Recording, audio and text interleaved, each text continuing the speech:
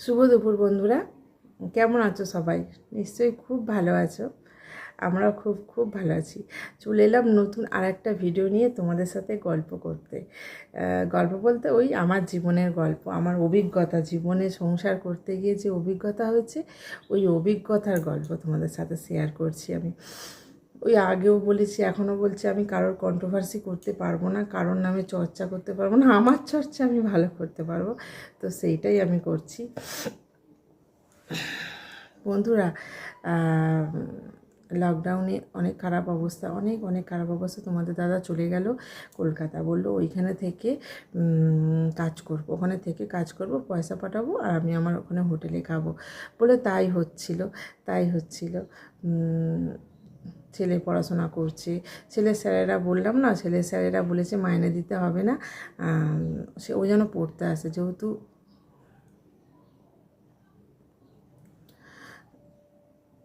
ও খুব পড়াশোনায় ভালো, সেই জন্য বলছে ও যেন পড়তে আসে, পড়া ছাড়বি না শুভ্র, আমার ছেলের নাম শুভ্র। পড়তে যেত, পড়া হলো আর হলো।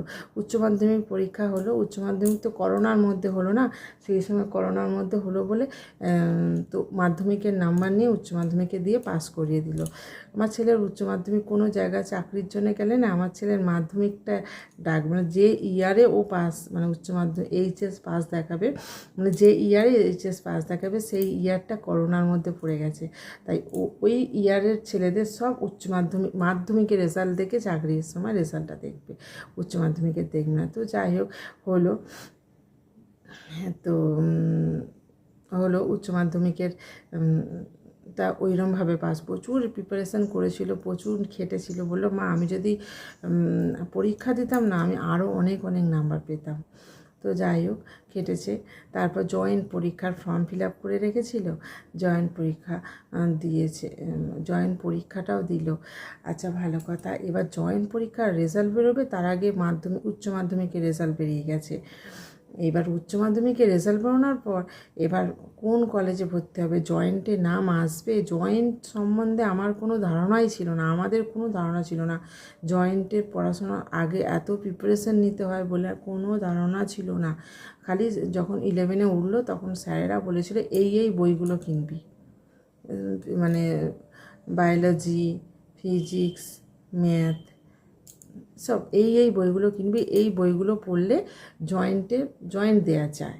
এই জয়েন্টের তো আলাদা বই, আলাদা প্রিপারেশান করতে হয়, জয়েন্টের জন্য আলাদাভাবে তৈরি হতে হয়, কিন্তু এই বইগুলো কিনবি, এই বইগুলো থেকেও জয়েন্টের প্রশ্ন আসলে পারবি,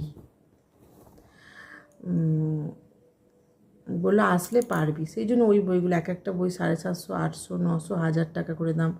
অনেক কষ্ট করেছে বন্ধুরা। তাহলে বলি, ছেলে 11-এ উঠলো, তখন লকডাউন চলছে, ছেলে 11-এ উঠলো, লকডাউন চলছে, কিভাবে ছেলের বই কিনবো, মানে পাগল হয়ে গেছি, কিভাবে ছেলের বই কিনবো বলে। ছেলে যখন মাধ্যমিকে স্কলারশিপ পেয়েছিল 1200 টাকা, 12,000 টাকা, সেটা ব্যাংকে ছিল, ওইটা বাদ দিয়ে ব্যাংকে এক পয়সা ছিল না, যা ছিল 2-4 হাজার টাকা লকডাউনেতে তুলে তুলে খাওয়া হয়েছে, কোনো রকমভাবে খেয়ে আমরা বেঁচেছিলাম, কোনো রকমভাবে খেয়ে। আচ্ছা, একটু একটু ঝাল মশলা পার্টি যে ভোট বলে, কারোর থেকে কোনো সাহায্য পায়নি, কেউ দেখেনি। ট্রেনের প্যাসেঞ্জারদের তো আগে দেখতে হয়, যারা ট্রেনের প্যাসেঞ্জার, ট্রেনে কাজ আছে, কেউ নয়, কেউ দেখেনি। আর বাবা মা তো অনেক দূর আছে, কী করবে। তো যাই হোক, তো কীভাবে ছেলের বই কিনবো, কীভাবে, সে কি অবস্থা।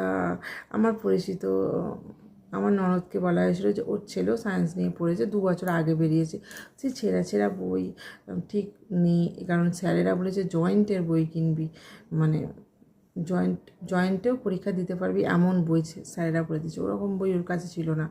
যাই হোক, কিনেছি। তারপর আরেকজন আমাকে দিয়েছিল, মানে কি বলবো, এখানে ইউটিউবে আমি আর বলতে চাইছি না, সেইটা নিয়ে আমাকে অনেক কথা শুনতে হয়েছিল। তার বই আমার কাজে লাগেনি, তার বই কী করেছিলাম যত্ন করে, তার বই মানে সে অনেক দিন আগেকার উচ্চ মাধ্যমিকের বই কিনেছিল, তার মানে 7-8-এর যে এখন ফিজিক্স ওই পড়া তাতে আছে, ঠিক আছে। আর এখনকার যে উচ্চ মাধ্যমিকের বই, তার দেখলে মাথা ঘুরে পড়ে যাওয়া এমন অবস্থা আমরা দেখলে, ঠিক আছে। আর বলার পর তার বই তাকে দিতে গেছিলাম, অনেক করে দিতে গেছিলাম, বলেছিলাম নিয়ে নাও, আমাদের দরকার লাগবে না। সে কি বললো, সে বললো না না রেখে দাও, সে তার স্বার্থের জন্য বলেছিল রেখে দাও। পরে সেটা বুঝলাম, সেটা নিয়ে অনেক কথাও হয়েছিল। তো ইউটিউবে আমি সব কথা বলছি না, অনেক কথাও হয়েছিল সেটা নিয়ে। তো যাই হোক, তো সবার বই রেখে দিয়ে সরিয়ে দিয়ে সেই 12,000 টাকা পেয়েছিল স্কলারশিপে আমার ছেলে। তো সেই টাকাটা দিয়ে 4,000 না 5,000 টাকার বই কেনা হলো, 5,000 টাকা। তো ওর বললো বললো বললো যে আমার মানে ওর বাপি বললো যে আচ্ছা তুই বই কেন, আমি তোর টাকা ওইতে ফেলে দেবো। বললো না বাপি, আমাকে তো পড়াশোনার জন্যই দিয়েছে, আমি পড়াশোনা করব, তার জন্য বলে বই কেনা হলো 5,000 টাকার। আর বন্ধুরা 5,000 টাকার বই কিনেছি ওই লকডাউনের সময়, যেখানে আমরা খেতে পাচ্ছি না।